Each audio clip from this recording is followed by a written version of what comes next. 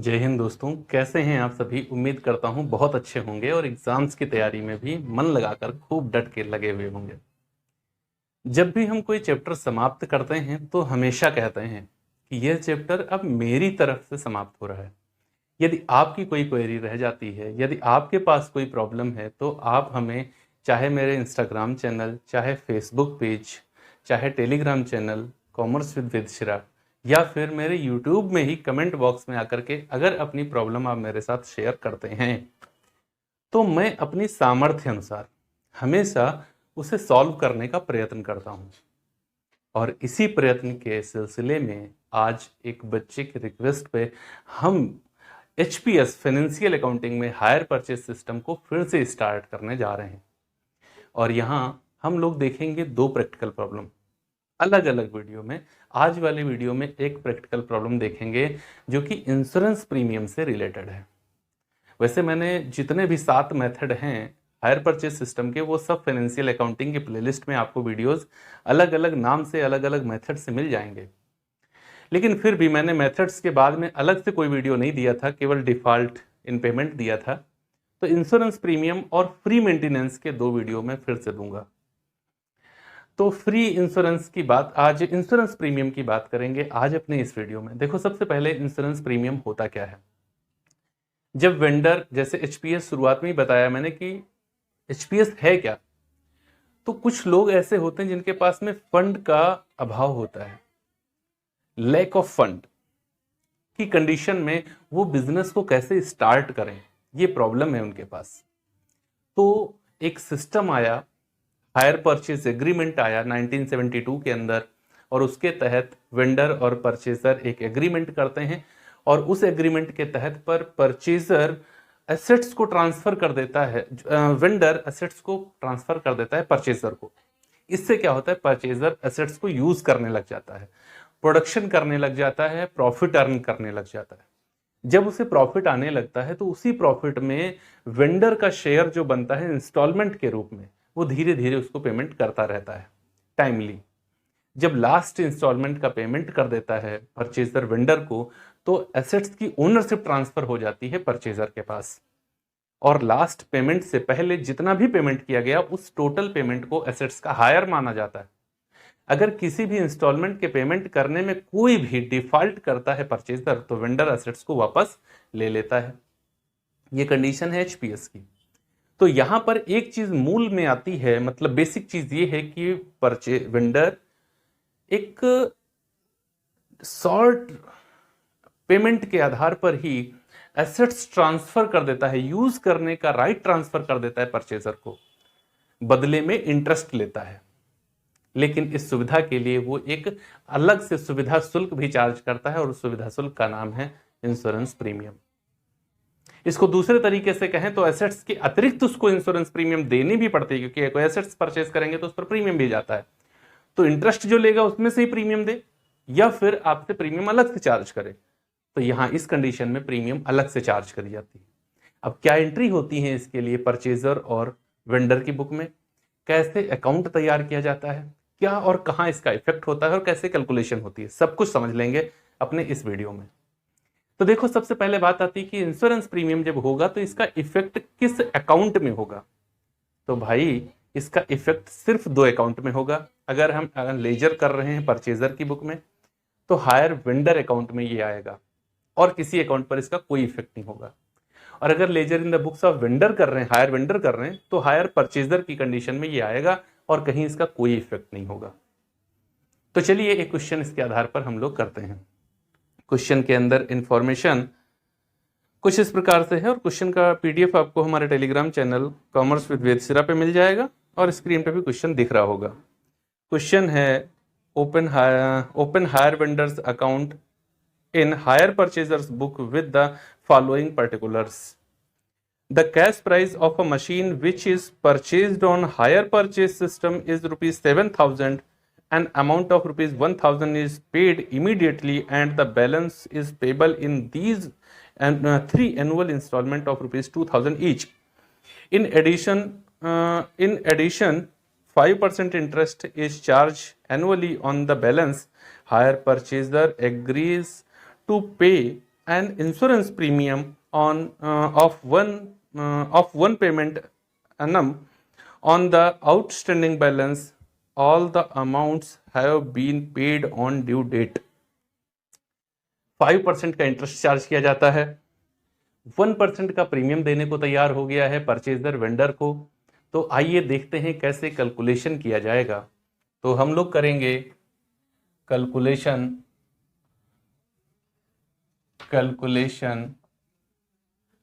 Of interest and insurance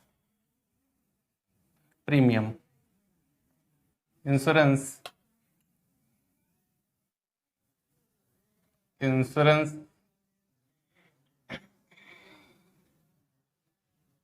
premium. Columns कैसे बनाए जाएंगे इसके?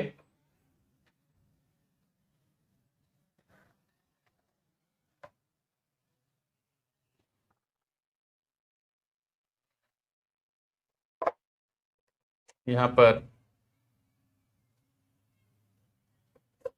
पहला कॉलम होता है ड्यू डेट का, दूसरा होता है आउटस्टैंडिंग कैश प्राइस का, तीसरा होता है कैलकुलेशन का,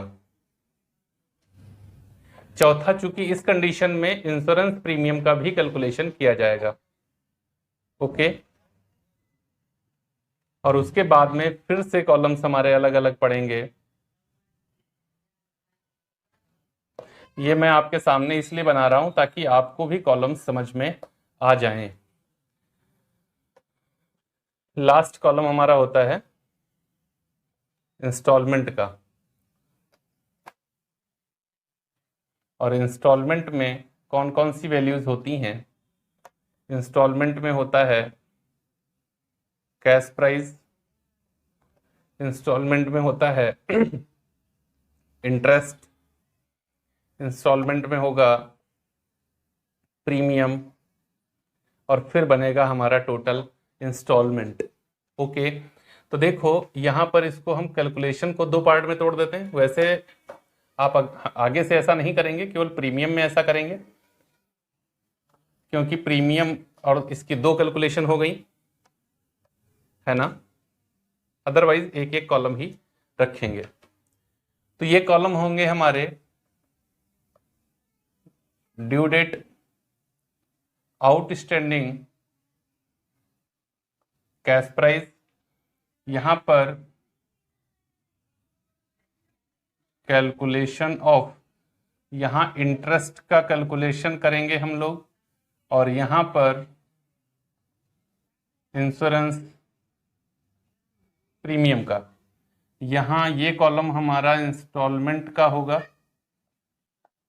जिसमें ये कैश प्राइस होगा, ये इंटरेस्ट होगा, ये इंश्योरेंस प्रीमियम होगा, और यहां पर ये टोटल होगा। ओके, डेट नहीं दी गई है तो हम लोग कैलेंडर ईयर में चलेंगे, जनवरी टू दिसंबर चलेंगे। मान लेते हैं कि जनवरी 1 को एग्रीमेंट हो गया और उस समय 7,000 रुपए इनके ऊपर ड्यू था। ये बात है हमारी फर्स्ट ईयर की। जनवरी 1 को कितना ड्यू है? 7,000 रुपए। इन्होंने तुरंत 1,000 रुपए पेमेंट कर दिया। अब कितना बचा? 6,000 रुपए इनके ऊपर बैलेंस बचा। तब दिसंबर 31 को कितना बैलेंस है? 6,000। इनके 6,000 पर लगेगा इंटरेस्ट कितना? 5% आएगा 300 रुपए। प्रीमियम, इंश्योरेंस प्रीमियम इनके ऊपर लगता है 1% का, तो ये आएगा 60 रुपए। हमको ये देखना है कि क्वेश्चन किस तरीके का है। मैं थोड़ा जल्दी में चला गया, एक इससे पहले एक हमको स्टेप करना होता है। हम देख रहे हैं कि हमारा कैश प्राइस है 7,000 रुपए। क्या है? कैश प्राइस है 7,000। 1,000 हमने तुरंत दे दिया, बचा कितना? 6,000। हमने 2,000 रुपए की 3 किस्तें दी तो कितना हो गया? 6,000। तो इंटरेस्ट कहां है? क्या इंटरेस्ट इंस्टॉलमेंट जो कि 2,000 रुपए की है इसमें कहीं पर भी इंक्लूड है? आपका आंसर होगा नहीं है। तो हमें सबसे पहले क्वेश्चन के अंदर ये डिसाइड करना होता है कि आखिर कैलकुलेशन ऑफ इंटरेस्ट का कौन सा मेथड चार्ज करेंगे। 7 मेथड्स हैं, तो यहां मेरा मेथड जो होगा वो सेकंड मेथड है, when amount of interest is not include in instalment. तब हम लोग ऐसे कैलकुलेशन करेंगे। वैसे इंक्लूड हो तो भी ऐसे ही करते हैं, लेकिन थोड़ा सा इफेक्ट परिवर्तन वहां पर आ जाता है, क्योंकि वहां टोटल इंस्टॉलमेंट का मतलब टोटल इंस्टॉलमेंट ही होता है। यहां पर इंस्टॉलमेंट हम निकालेंगे। कैसे निकालेंगे? हमने जो 2,000 रुपए दिए हैं इनको, ये 2,000 की 3 किस्तों में, ये कैश प्राइस ही है, और अगर इंक्लूड हो तो वो इंस्टॉलमेंट होती है। बस इतना अंतर होता है। हमने 2,000 रुपए कैश प्राइस का दिया, प्लस 300 रुपए ब्याज का दिया, प्लस 60 रुपए बीमा का दिया, तो 2,360 रुपए हम पहली इंस्टॉलमेंट वेंडर को देंगे। बात क्लियर? जी क्लियर। फिर क्या हुआ? सेकेंड ईयर दिसंबर 31 को इसने पेमेंट कर दिया। कितना पेमेंट कर दिया? 2,000 रुपए पेमेंट हो चुका है। अब यहां तक पहुंचे तो इतना पेमेंट हो चुका है, तो कितना बाकी है? 4,000 बाकी है। ठीक, बात क्लियर? हाँ जी क्लियर। देखो ये बात, यहां पर दिसंबर 31 को ही 2,000 इसने पेमेंट किया। सेकेंड ईयर की दिसंबर 31 जब आई तो इनके ऊपर कितना बाकी है? 4,000। तो अब 4,000 पर ब्याज लगेगा 200, 4,000 पर प्रीमियम लगेगा 40। इन्होंने 2,000 रुपए कैश प्राइस दिया इंस्टॉलमेंट में, 200 रुपये इंटरेस्ट, और 200 ना, हाँ, और 40 रुपया, तो कुल मिलाकर 2240 रुपए की इंस्टॉलमेंट बनी। क्लियर? जी फिर क्लियर है। अच्छा, अब क्या किया इन्होंने? 2,000 फिर से पेमेंट कर दिया, तो थर्ड ईयर की दिसंबर 31 को इनके ऊपर कितना बाकी है? 2,000। तो इसी 2,000 पर लगेगा ब्याज, कितना आएगा? 100 रुपये। इसी 2,000 पर लगेगा प्रीमियम, कितना आएगा? 20 रुपये।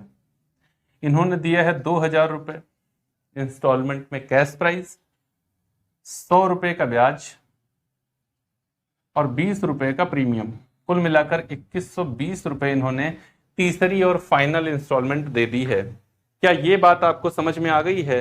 हाँ, मुझे बात ये समझ में आ गई है। तो इस तरीके से हमारा कैलकुलेशन पूरा हो गया है इंटरेस्ट एंड इंश्योरेंस प्रीमियम का। अब देखो जर्नल एंट्री क्या होती है। जर्नल एंट्रीज किसके यहां? परचेजर के यहां, वेंडर के यहां। परचेजर के यहां पहली एंट्री होती है इंश्योरेंस प्रीमियम ड्यू होने की। ये क्या लिखता है? Insurance premium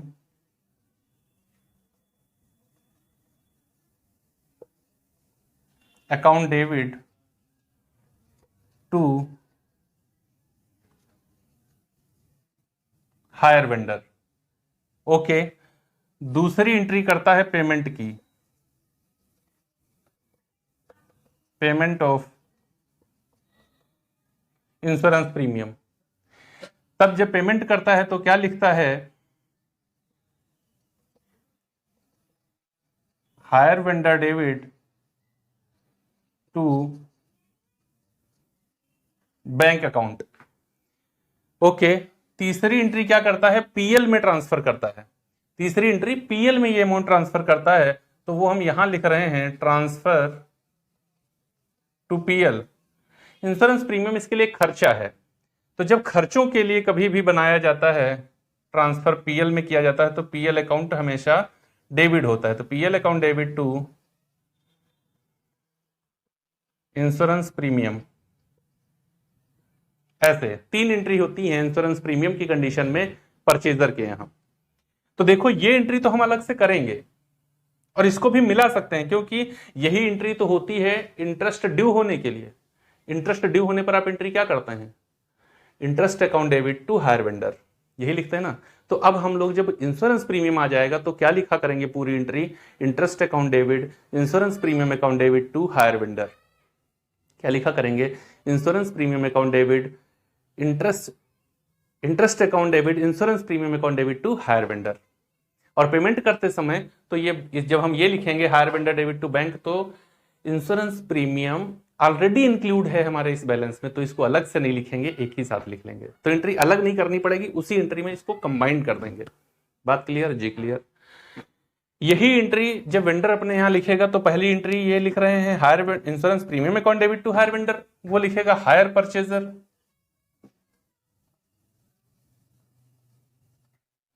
purchaser debit to insurance premium.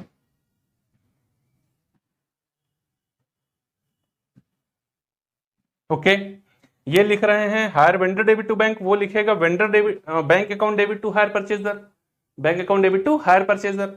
ये लिख रहे हैं PL account debit to insurance premium, वो लिखेगा insurance premium account debit to PL. Just opposite होती है, एक तरफ याद करो दूसरी अपने आप हो गई। तो उम्मीद है आपको ये कैलकुलेशन समझ में आ गया होगा। अब हम लोग अकाउंट बना लेते हैं हायर वेंडर का, क्योंकि बाकी अकाउंट सारे वैसे बनेंगे जैसे आप बनाते हैं, वो हम बताएंगे भी नहीं। लेजर नहीं आपने देखा है तो ledger in the books of hire vendor, hire purchaser अलग से हमारा वीडियो है, उसको देखिएगा, समझ में आ जाएगा। नहीं होता है तो कमेंट बॉक्स में बताइए, हम बताएंगे आपको। ओके, तो कैलकुलेशन आपको समझ में आ गई होगी। अब हम लोग हायर वेंडर्स अकाउंट बनाएंगे।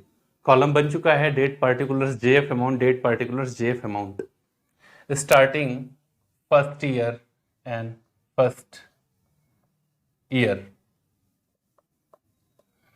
पहली एंट्री एसेट्स परचेज करने, वेंडर अकाउंट बना रहे हैं मतलब ledger in the books of hire purchaser है। एसेट्स परचेज करने पर पहली एंट्री परचेजर ने क्या करी, assets account debit to hire vendor. क्या लिखा, assets account debit to hire vendor. तो क्रेडिट साइड में हमने लिखा बाई एसेट्स अकाउंट, और ये एंट्री कैश प्राइस से होती है। कैश प्राइस था 7,000। सेम डेट में डिलीवरी के टाइम में डाउन पेमेंट हुआ, एंट्री हुई hire vendor debit to bank account. Hire vendor आया, डेबिट साइड में पोस्टिंग करेंगे जनवरी 1, ये भी जनवरी 1 है, टू बैंक अकाउंट। कितना, 1,000। अकाउंट बनाने के लिए 4 बातों का ध्यान रखना चाहिए बस। वो 4 बातें पता है, अकाउंट बनेगा कैसे। नंबर 1 बात, जिस नाम का अकाउंट बनाने जा रहा हूं, ईयरली, ईयर टू ईयर जितनी भी एंट्री हैं सभी एंट्री में हम ढूंढेंगे वो नाम मिला या नहीं मिला। तो पहली बात पूरी हो गई, नाम मिला या नहीं मिला। दूसरी बात, नाम मिला तो डेबिट में था या क्रेडिट में था, मिल गया डेबिट या क्रेडिट। तीसरी बात, अगर डेबिट मिला है तो डेबिट पोस्टिंग करेंगे, और अगर क्रेडिट मिला है तो क्रेडिट पोस्टिंग करेंगे। नंबर 4 बात, डेबिट पोस्टिंग करेंगे नाम क्रेडिट वाला लेंगे, और क्रेडिट पोस्टिंग करेंगे नाम डेबिट वाला लेंगे। नाम हमेशा अपोजिट लिखा जाता है और अमाउंट वही लिया जाता है जो उसके सामने हो। तो यहां 1000, बस 4 बातें, अकाउंट पूरा हो गया। दिसंबर आ गया 31 को, इंटरेस्ट ड्यू हुआ, एंट्री हुई interest account debit to hire vendor. तो क्रेडिट साइड में हमने लिखा, क्योंकि हायर वेंडर डेबिट क्रेडिट था, बाई इंटरेस्ट अकाउंट। पहले साल का इंटरेस्ट कितना था, 300 रुपए। इंश्योरेंस प्रीमियम ड्यू हुआ सेम डेट में, हमने लिखा insurance premium account debit to hire vendor. तो हमने क्रेडिट में लिखा टू इंश्योरेंस प्रीमियम 60 रुपए।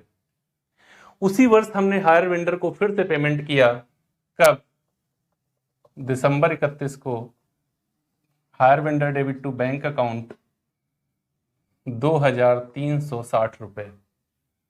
हमने इधर का टोटल कर लिया 7,360 रुपए, यहां लेकर के आ गए 7,360, बैलेंस निकाल दिया, मेरे ऊपर 4,000 का बैलेंस बच गया। दिसंबर 31 को यही हुआ, to balance carried down. Second year आए हम, जनवरी 1 को यही बैलेंस आगे ले आए, बाई बैलेंस BD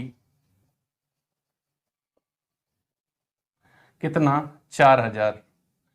अब कुछ नहीं करना है, यही लिखना है बार बार, by interest by insurance premium to bank, December 31